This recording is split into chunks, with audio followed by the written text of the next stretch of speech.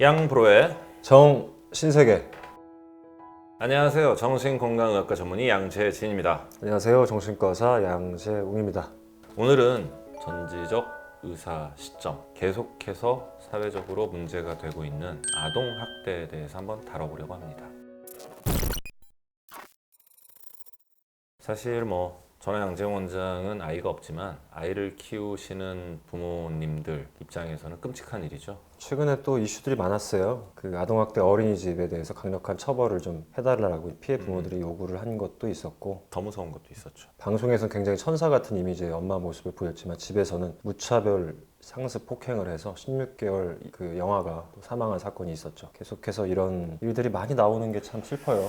그러게요. 부모 입장에서는 이러다 보니 어린이집 보내는 거를 너무나 불안해하시고, 정말로 아이들을 성심성의껏 케어해 주는 대다수의 어린이집 선생님들 같은 경우에는 아동학대의 가능성 혹은 위험성을 가지고 있는 사람으로 이렇게 사회적 프레임이 씌워지면서 그런 선입견 혹은 편견 때문에 굉장히 일하는 걸 힘들어하기도 하시고요. 아동학대는 대체 어떤 건지, 제가 이제 2018년도에 아동학대 예방 홍보대사를 했었는데, 놀랍게도 아이들을 폭행한 가해자가 부모가 굉장히 많거든요. 친부모가 가장 많아요. 몇 퍼센트쯤 될 것 같아요?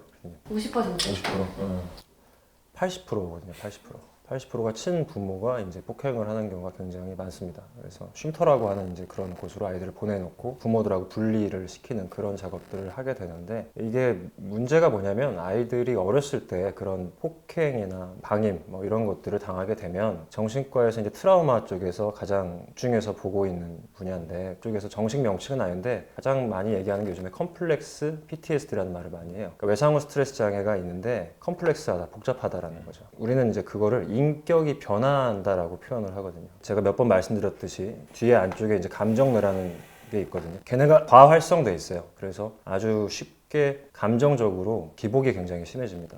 아주 작은 자극에도 자기가 무시당했다라는 느낌을 받기가 쉽고, 그 순간에 이제 화가 나거나 굉장히 우울해지거나 무력감을 느끼거나 이제 이런 식으로 또 이제 감정 변화를 겪게 되는 게 일단 첫 번째 특징이 있고, 두 번째는 이 아이들이 생존을 위해서 그 순간 자아와 자기를 좀 분리시키는 작업을 해요. 부모가 나를 때리고 있어요. 이게 얼마나 세상이 무너지는 일이에요. 근데 그게 정말 나라고 믿어버리면 나는 정말 붕괴되거든요. 그래서 나를 그 피해를 당하고 있는 대상하고 분리시키는 작업을 하면서 헬이라는 증상이 나옵니다.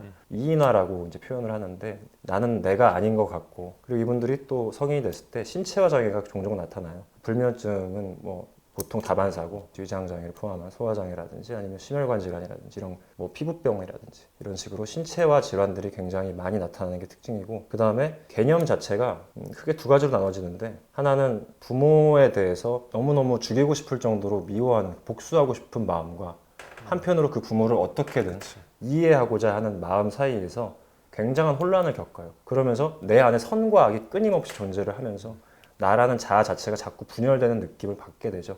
그러니까 어렸을 때 가해를 당한 아이들은 정말 어려운 게, 이 아이들이 20대, 30대, 40대가 됐을 때도 훌훌 털어내지 못하고 굉장히 많은 인격적인 변화를 겪게 된다는 게 슬픈 일이에요. 우리가 지난 시간에 데이트 폭력의 가해자들의 특성에 얘기를 했지만, 어떤 데이트 폭력의 가해자들하고 유사합니다. 일단은 알코올이라든지 마약이라든지 기타 약물과 관련된 물질 관련 장애를 갖고 있는 경우들이 굉장히 많고요. 그리고 자기 부모가 나한테 폭력을 행사했던 가해자였던 경우가 많고, 혹은 내 부모가 나한테 직접적인 폭력을 행사하지 않아도 예를 들어서 배우자끼리 폭력이 있었을 경우에도 그걸 보고 자란 게 그 아이가 훨씬 폭력성이 증가하고 나중에 가해자가 될 확률이 높다고 알려져 있어요. 이 데이트 폭력의 가해자와 아동 학대 가해자가 살짝 다른 게, 이제 아이가 나와 분리된 하나의 인격체라는 생각을 하지 못하고 나의 소유물로 생각을 하는 분들이 아동 학대를 행하는 경우들이 종종 있고요. 쉽게 말하면 내 새끼인데, 내 건데, 내 맘대로 하는 게 뭔 상관이야 라는 식으로 해서 아이가 내가 원하는 대로 하지 않을 때 그걸 참지 못하거나 아이에게 쉽사리 언어적 혹은 신체적 폭력을 가하는 경우들이 있게 되고요. 그 다음에 이제 또 하나가 주 보호자, 메인 케어기버인 엄마들이 우울증을 심하게 앓을 때 내가 내 감정 조절을 잘 못하게 되고요. 충동적으로 화를 내게 되고, 폭력을 가한 이후에 깜짝 놀라고 어마어마한 죄책감을 느끼면서 자책을 하고 그로 인해서 우울감이 더 심해지고 이런 악순환을 겪는 경우들이 꽤나 많거든요. 그래서 실제로 유아기의 아이들을 키우시는 엄마들이 우울증을 앓을 때 병원에 찾아와서 가장 힘들다라고 얘기하는 증상이 아이에게 폭력을 가하는, 어떻게 보면 벌어진 현상은 아동학대일 수 있지만 사실은 그 안에 우울증이라는 기저질환이 발현됐기 때문일 가능성이 꽤나 큽니다. 이런 것들이 이제 데이트 폭력하고 좀 다를 수 있는 거예요. 우울증이라는 것도 뭐 가장 대표적인 거고, 정서적으로 어쨌든 그 가해자들은 굉장한 무력감을 겪고 있는 경우들이 많거든요. 그래서 무력감이 많기 때문에 내가 마음대로 뭔가 영향력을 행사할 수 있는 대상 자체가 별로 없기 때문에 약하고 말 못하고 나한테 뭔가 위해를 가할 수 없는 아이한테 그런 행위를 하는 경우들이 많이 있죠. 그리고 또 하나 덧붙이자면은 우울증 중에 산후우울증 정말. 앓는 분들 같은 경우에 산후우울증이 가장 위험한 게 우리가 이제 소위 기사나 뭐 이런 데서 잘못 표현하는 동반 자살이라고 하잖아요. 사실은 살해 후 자살이거든요. 동반 자살이라는 말은 없습니다. 아이의 의지와 전혀 상관없이 그냥 아이를 죽이고 나도 죽어버려야지라는 생각을 갖게 되는 그런 무서운 생각을 하는 경우들 간혹 있고요. 산후우울증이 사람이 어떻게 저래라는 식의 반응까지 나와요. 그러니까 저 사람이 어떻게 저럴 수가 있지? 저게 사람이야 라는 얘기를 하거든요. 근데 그분들이 사실 우울증 겪기 전에는 굉장히 모범적이고 너무너무 성숙한 사람이었는데 자기가 우울증을 겪고 자기도 모르게 아이를 베란다 밖으로 버릴 뻔했다라고 하는 분들도 많이 있어요. 그러니까 그만큼 위험하고 무서운 병인 거죠. 산후우울증의 유병률은 사실 굉장히 높거든요. 임신을 했을 때 산후우울증에 걸릴 확률이 3분의 1이 넘어요. 산부인과에서 산후우울증입니다, 우울증 치료를 합시다라고 했을 때 사실 산부인과는 한 달 정도 치료 기간밖에 못 갖고 있어요. 항우울제라는 약을 써야 되는데 그 약의 효과는 3주에서 4주 이상 걸리는데 그들은 한 달 정도 처방을 하면 그 다음에 처방을 해서 보험 청구를 할 수가 없는 현실이거든요. 그럼 정신과를 가십시오라고 얘기를 합니다. 근데 많은 분들이 이 방송을 꼭 보셨으면 좋겠는데 정신과에 가는 거에 편견과 거부감 때문에 그거를 안 하다가 그러면서 병을 키우고 악화시키는 경우가 굉장히 많아요. 산후우울증은 굉장히 흔한 병이고 빨리 치료를 받아줘야 되는 병이라는 거를 반드시 좀 아셨으면 좋겠어요. 이게 이제 꼭 그렇지는 않지만 이런 아동학대로 이어지는 경우가 원치 않는 임신이에요. 맞아요. 그러니까 계획하지 않았다 하더라도 아이 생기면 낳지 뭐 이런 식으로 생각을 가진 분들은 그렇지 않은데 임신을 하면 안 되는 상황, 혹은 아이가 생김으로써 뭔가 경제적으로 자기들의 어떤 생활 자체가 불편해지는 상황 속에서 아이를 임신하고 아이를 출산하게 됐을 때 우리가 힘든 모든 원흉이 그 아이인 것처럼 느껴지는 경우들이 있거든요. 그래서 원치 않는 임신과 출산이 또 아동학대의 원인 중에 하나이기도 합니다. 미스백이라는 영화를 한번 보시면은 꼭 보세요. 친부모가 저렇게까지 하는 게 진짜 일어날까? 그러니까 그 영화에 담겨 있는데 그게 사실 현실이에요.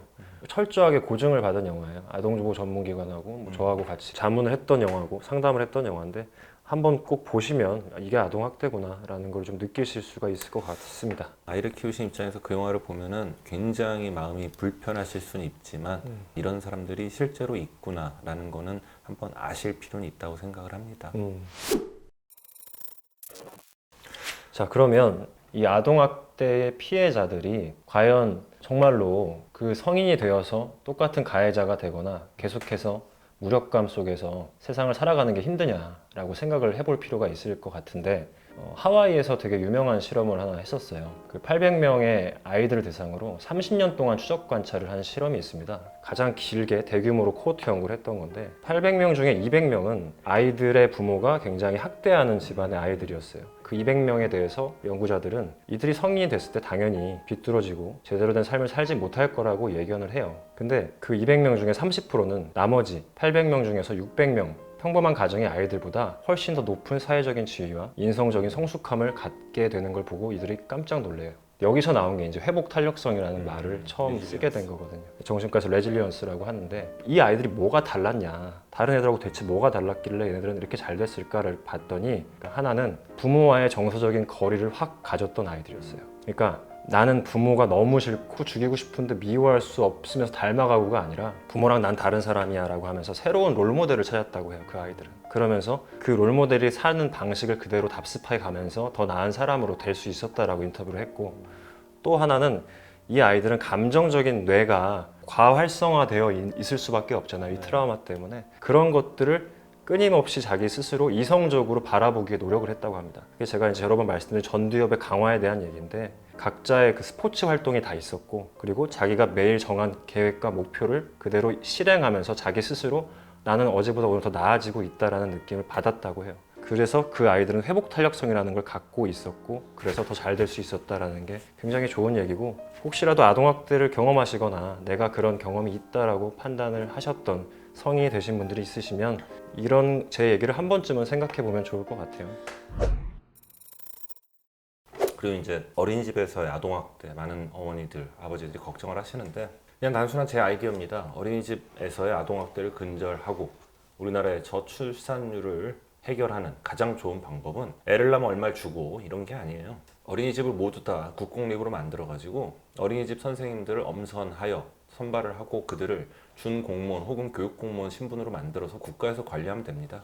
요즘은 거의 대부분 맞벌이거든요. 제일 중요한 게 언제까지 아이를 할머니, 외할머니가 키워야 되는 거예요. 이건 국가의 책임이거든요. 그래서 저는 이거 어머님들이 하셔야 된다고 봐요. 제가 강의를 할 때 맨날 하는 얘기예요. 이거 왜 제가 얘기해요? 애도 없는데. 이건 엄마들이 하셔야 되는 거예요. 청와대 국민청원 넣어서 최소 20만 이상 서명을 하셔가지고 그냥 전국의 국공립 어린이집을 지금보다 몇 배를 만들면 돼요. 혹은 지금 사립으로 돌아가고 있는 어린이집을 국가에서 다 인수하면 됩니다. 그리고 어린이집 선생님들은 다 다시 재교육 후에 엄선하여 선별하고 그래서 국가에서 제대로 관리를 한다면 저출산율 해결, 어린이집 내에서 아동학대 근절 다 가능하다고 저는 생각을 해요. 정말 좋은 생각이네요. 그 저희 직원들 중에서도 사실은 일을 하시고 싶은데 다시 아이를 어떻게 맡길 데가 없어가지고 계속해서 못 나오시는 분들이 꽤 많으시거든요. 근데 정말로 국가적인 차원에서 이거를 해결을 해준다라고 한다면 사실 많은 부분이 해결이 될 것 같네요.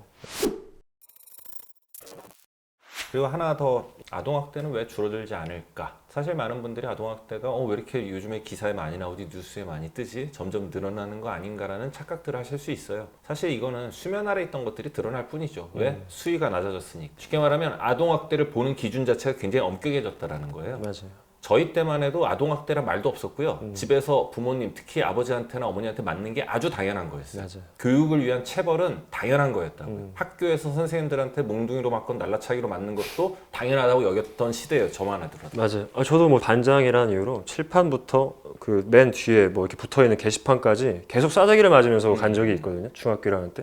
되게 트라우마인데 그때는 그냥 그게 그러려니 하는 시대였죠.